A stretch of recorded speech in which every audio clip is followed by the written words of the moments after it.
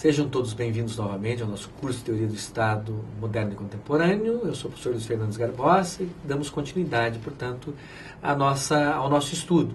Depois desses elementos todos introdutórios, uma noção de Estado, a explicação da origem histórica do Estado, a justificação do Estado e algumas considerações sobre o surgimento, a duração e o desaparecimento dos Estados, nós vamos examinar o desenvolvimento histórico dos Estados, ou seja, nós vamos fazer um breve estudo de algumas fases pelas quais os Estados passaram historicamente desde o seu surgimento. Isso é importante para contextualizar vocês no momento atual do Estado e para saber por que tipos de Estado nós já passamos, né? Quais Estados já existiram no processo histórico, né? Aqui, então, eu trago alguns tipos históricos de Estado. Vejam lá, Estado absolutista, liberal, autoritário ou totalitário, constitucional e democrático de direito. Existem inúmeros tipos de Estado que se registraram na história. Vocês veem que eu estou aqui fazendo um corte, né? Apenas abordando Estado em sentido próprio, ou seja, Estado moderno, né? Moderno e contemporâneo, né? Não usando, portanto, Estado para me referir a sociedades políticas pré-modernas, né? Então, nós estamos aqui examinando algumas das principais configurações. Nós já sabemos que o Estado moderno nasce como Estado absolutista. O que é o Estado absolutista? É aquele Estado que é caracterizado principalmente pelo fato de que o monarca consegue concentrar plenamente os poderes em suas mãos, tirando esses poderes de outros grupos sociais, como a nobreza, e passa, portanto, a governar com plenos poderes, né, legislando, administrando e julgando, não necessariamente pessoalmente. Algumas dessas funções, como a função de julgar, é delegada pelo monarca a tribunais, a órgãos que julgam em nome da coroa e sob autoridade real, mas em última análise o poder sempre pertence ao monarca, tanto que ele pode inclusive revisar, desconstituir decisões dos tribunais reais e assim por diante.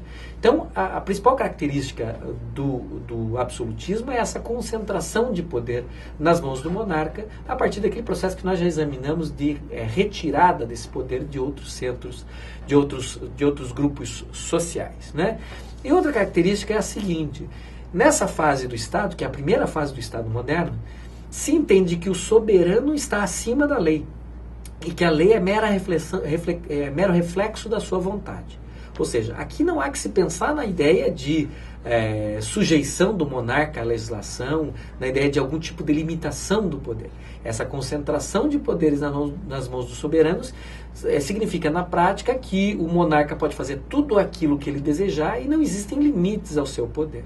Não é? É a clássica frase, né? La loi c'est moi, a lei sou eu, o direito sou eu, e o monarca se reputa legibus solutus, ou seja, um monarca acima da lei, né? Livre da lei, sem limitações pela lei, que pode fazer tudo aquilo que lhe aprouver. Esse é o típico, são as características mais básicas do absolutismo, das monarquias absolutistas e, portanto, do Estado absolutista.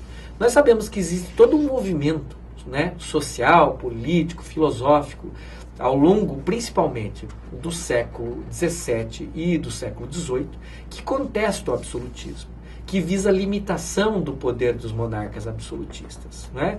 E esse movimento, chamado genericamente de liberalismo político, ele visa exatamente conter o poder dos monarcas e fazer com que o poder desses monarcas seja menor. Né? E, essencialmente, existe uma luta aqui entre uma classe ascendente, que é a burguesia, né, e a monarquia, que detinha plenos poderes. Essa luta vai gerar algumas revoluções, as chamadas revoluções liberais, que acontecem mais cedo em países como a Inglaterra, né, ao longo do século XVII, já na Inglaterra, e um pouco mais tarde em países como a França e os Estados Unidos da América. Né? E nós teremos uma transformação muito importante do Estado a partir das revoluções liberais. Então surge aqui o chamado Estado liberal. O que é o Estado liberal? A característica principal dele é um Estado no qual, primeiro, aquela concentração de poderes típica do Estado absolutista não existe mais. Uma das técnicas de limitação do poder que as revoluções liberais vão tentar implementar para organizar esse novo tipo de Estado, em que um Estado menos poderoso, é exatamente a famosa separação ou divisão dos poderes. Ou seja, em vez de concentrar todos os poderes nas mãos do monarca, Ainda naqueles casos em que o monarca ainda exerce poder, ele vai tender a ficar apenas com o poder executivo, ou com o poder governativo propriamente dito. Né? Sendo que o poder legislativo vai tender a ser transferido a um outro órgão, normalmente chamado de parlamento. Né? E o poder judiciário também vai ser autonomizado e atribuído a outro órgão. Essa é a formulação mais clássica. Em alguns casos, você quer monarca, haverá. Haverá a proclamação de uma república e, portanto, o chefe de Estado e de governo será eleito, um presidente eleito. Né? E esse presidente, portanto, ficará como chefe de governo e chefe de Estado e, portanto, ele exercerá aquilo que nós convencionamos chamar de poder executivo, ou o governo propriamente dito. Né? Sem, normalmente, deter ou monopolizar, como faziam os monarcas sob o absolutismo, nem a função judiciária, nem a função legislativa, que também vai ser exercida por outros órgãos, sejam eles parlamentos, sejam congressos, assembleias, que vão ter essa função legislativa. Então nós temos esse arranjo. O Estado liberal, ele é caracterizado por proteção da liberdade do indivíduo, e um dos meios da proteção da liberdade do indivíduo é, na esteira mais ou menos do pensamento do Montesquieu e de inúmeros outros filósofos políticos liberais, iluministas, separação de poderes. Né? Não permitir mais a concentração dos poderes. Essa é uma mudança importante. Além dessa mudança, vai existir outra, associada ao conceito de Estado democrático, de Estado democrático e de Estado de direito. A ideia de que os governantes não estão mais acima da lei, como se concebia no Estado absolutista, mas estão sujeitos ao princípio da legalidade. Ou seja, tanto os órgãos do Poder Executivo quanto os órgãos do Poder Judiciário, o Legislativo é um pouco um caso à parte, no primeiro momento, mas os órgãos do Executivo e do Judiciário são vistos como sujeitos à lei, ou seja, são obrigados a cumprir a lei, estão sujeitos ao princípio da legalidade. Não são mais vistos como superiores à lei, como era o caso dos monarcas no absolutismo. Então aqui começa a se desenhar aquela ideia do Estado de Direito, né? Um Estado no qual existe um governo de leis, como diziam muitos, né? E não um governo de homens. Um Estado no qual o governo é exercido sempre dentro dos limites da lei. O que vai ser muito importante no futuro, porque estabelece os fundamentos da ideia de submissão dos governantes à legislação, ao direito, e, portanto, a ideia de responsabilização, seja do Estado, seja dos governantes, por violações ao direito. Mas nós falaremos disso futuramente. Então, o Estado liberal caracterizado por isso, protetor da liberdade do indivíduo, do súdito, do cidadão, em face do poder político, caracterizado pela não concentração do poder, mas pela descentralização do poder, e caracterizado pela submissão dos governantes à lei, ao direito. Outro tipo de Estado que surge, aí, principalmente em períodos mais recentes, ele já surge no século XIX, sob Napoleão, mas surge com mais intensidade no século XX, né? É exatamente o que a gente chama normalmente de Estado autoritário ou Estado totalitário. O que é o Estado autoritário e o Estado totalitário? Normalmente é aquele Estado no qual não existe liberdade política.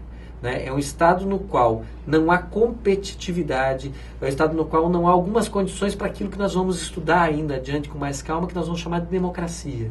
Né? Entre outras coisas, democracia é um regime político que garante algumas liberdades fundamentais, algumas liberdades básicas para a cidadania, não é? Como liberdade de associação, de expressão, de imprensa, de pensamento, de organização de partidos políticos e assim por diante, permitindo, e também reconhece direitos políticos, né? A capacidade de alistabilidade, se alistar como eleitor, elegibilidade, concorrer a cargos públicos. Né? Então, os estados autoritários, em geral, são os estados em que isso não está presente.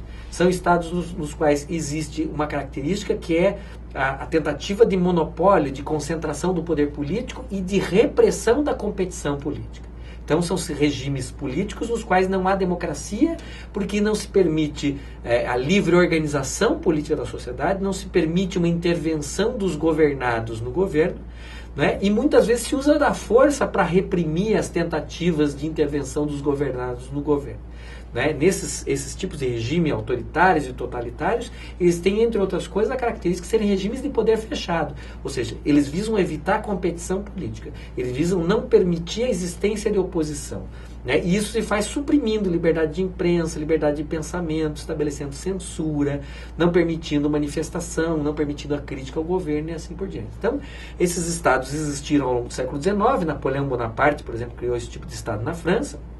mas eles proliferaram bastante, de maneira bem significativa, ao longo do século XX.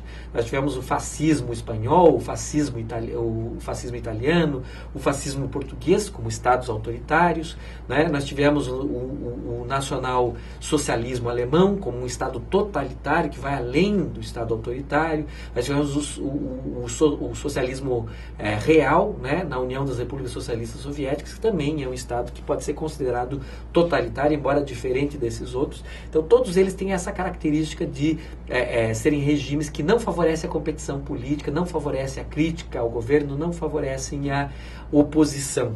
O totalitário é mais abrangente. A principal diferença entre regime autoritário e totalitário é a seguinte: o regime totalitário, ele visa formar, ele não reconhece limites à sua atuação. Ele não se restringe, como os regimes autoritários em geral, apenas a restringir a competição política. Mas ele, inclusive, chega ao ponto de tentar induzir aquilo que o cidadão pensa, de tentar formar a própria mentalidade, a própria psique do cidadão.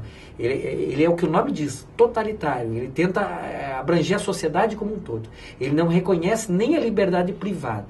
Ele atinge, inclusive, a esfera privada, a intimidade, a privacidade, tenta, inclusive, se introduzir na psique do indivíduo. É um grau maior, então, de intrusividade, de expansão do Estado e, portanto, de antiliberalismo. O Estado autoritário não. O Estado autoritário, às vezes, assume formas menos intrusivas. Então, ele não é tão abrangente. Às vezes, ele se contenta que o cidadão se mantenha fora da esfera política, mas permite que o cidadão tenha lá alguma liberdade, como a liberdade religiosa, permite que o indivíduo tenha lá suas liberdades econômicas, mas não permite a intrusão, né, a interferência dos governados no poder político. Então, essa é a principal distinção. Mas os dois são estados autoritários. Só que o totalitário vai além do autoritário. Só para fechar, mais adiante surge a ideia do Estado constitucional, que é um avanço no Estado liberal, né? O Estado liberal, ele pressupunha que o Executivo e o Judiciário estavam sujeitos à legalidade, como nós vimos. Mas o Legislativo tinha uma espécie de liberdade total. O que o Legislativo legislasse era visto como livre, não é? O Estado constitucional vai restringir também a liberdade do Poder Legislativo.